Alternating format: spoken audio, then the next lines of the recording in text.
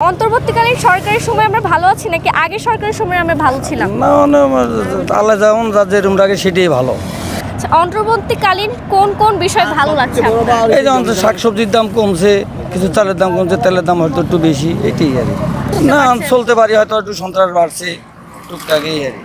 আচ্ছা, কোন কোন বিষয় পরিবর্তন দরকার এখনকার সরকারের? রাজনীতিক একটু পরিবর্তন দরকার, না হলে তো ভালো লাগে না। সবাই তো জনজনের তো দেখলাম।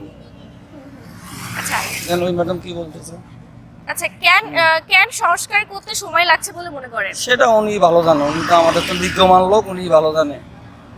আচ্ছা কি পরিবর্তন হয়েছে বলে মনে করছেন? এই কি পরিবর্তন হলো, আমি তো পরিবর্তন এমন কিছু দেখি না। তো হয়তো দ্রব্যমূল্যের দাম একটু কমছে, কৃষি জিনিসের দাম আমাদের সব দেশে আছে, এটা দাম একটু কমে গেছে। এই আচ্ছা আলু পেঁয়াজ কাঁচা তরকারির দাম একটু কমছে, আর মরিচের দাম কমছে। আচ্ছা, ইতিহাস নিয়ে যে টানাটানি শুরু হলো, হ্যাঁ আমরা এতদিন জানতাম একটা ইতিহাস, এখন জানতেছি আরেক ইতিহাস, হ্যাঁ তা আমরা কোনটাকে সত্যি বলবো? কোনটাকে সত্যি কমবো, যা যেটা মন চায় সেটাই করতে পারে, এটা যে দরকার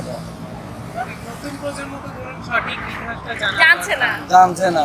হ্যাঁ আর আমরা তো জানি না যে সঠিক ইতিহাসটা কোনটা, কারণ ওই সময় তো আমাদের জন্ম হয় নাই। তা আমরা কোনটাকে সত্যি বলবো? যেই সরকার যেটা করে সেটাকে তোমার সত্যি মানতে হবে, তাহলে তো অসুবিধা হবে। আচ্ছা, বর্তমানে অন্তর্বর্তীকালীন সরকারের সময় আমরা ভালো আছি নাকি আগের সরকারের সময় আমরা ভালো ছিলাম? এই প্রশ্নের উত্তর দেওয়াটা কঠিন। এখনো সময় আসে নাই অন্তর্বর্তীকালের সরকারের মূল্যায়ন করার। তবে এখন পর্যন্ত তেমন কিছু সুবিধা। আচ্ছা, অন্তর্বর্তীকালীন কোন কোন বিষয় ভালো লাগছে বর্তমানে?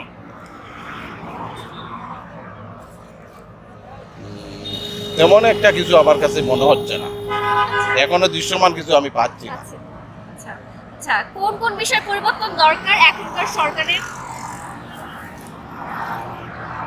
পরিবর্তন তো আমরা যেটার জন্য চাইছি, গণতন্ত্র, সেটা আসুক।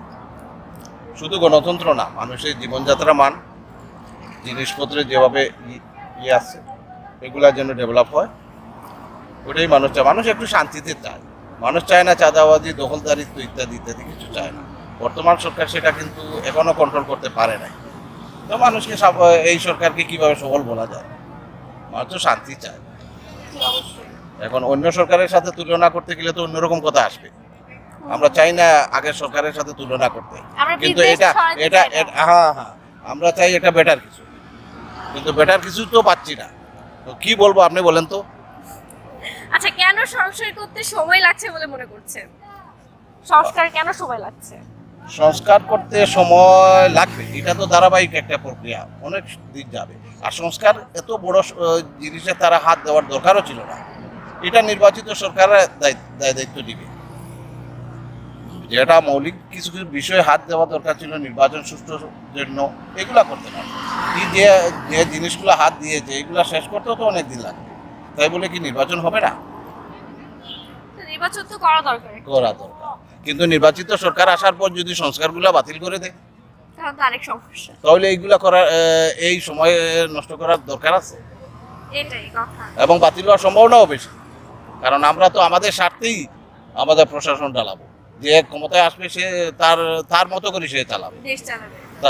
তার যেটা প্রয়োজন মনে করবে, যেটা তার জন্য প্রয়োজন সুবিধা সেটাই রাখবে, যেটা প্রয়োজন নয় সেটা বাদ দিয়ে দিবে।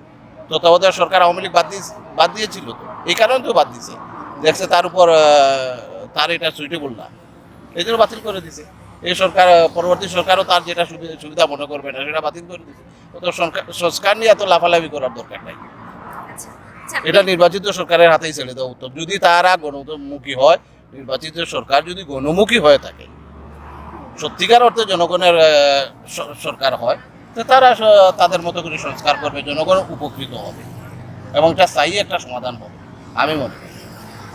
আচ্ছা, বিদ্বেষ কি আরো বাড়ার সম্ভাবনা আছে? কারণ সবাই তো রাজনীতির সাথে ক্ষমতা যেতে চায়।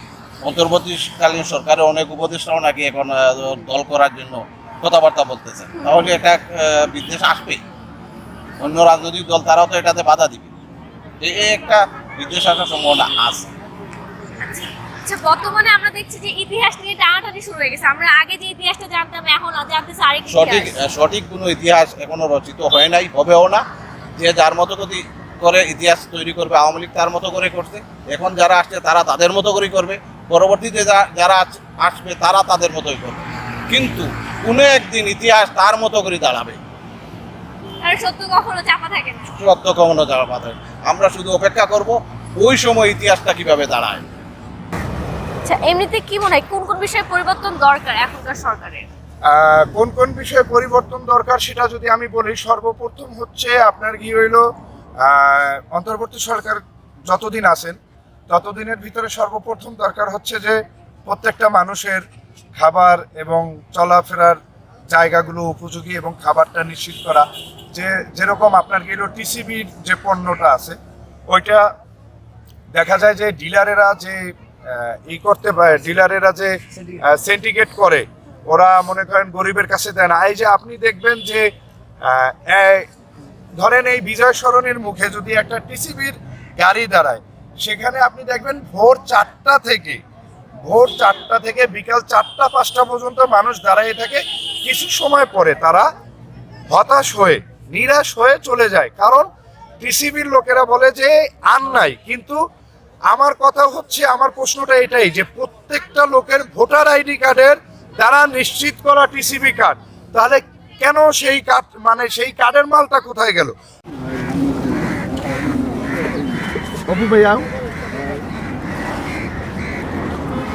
ভাই আপনার নাম? আমার নাম মোহাম্মদ সাব্বির শেখ।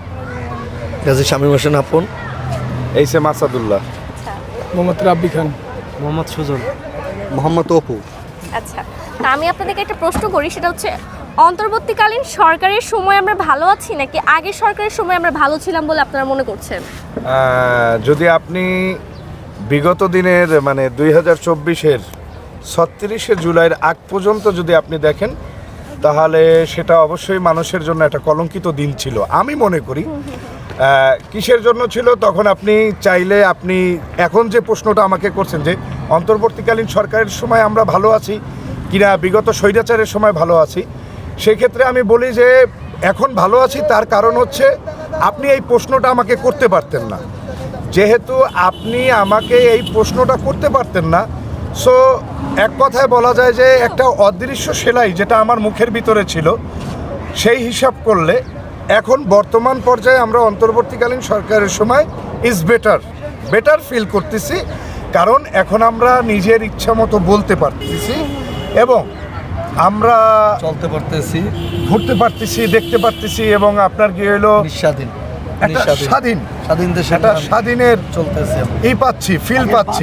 বাধা ছিল, আগে বাধা ছিল, এখন বাধা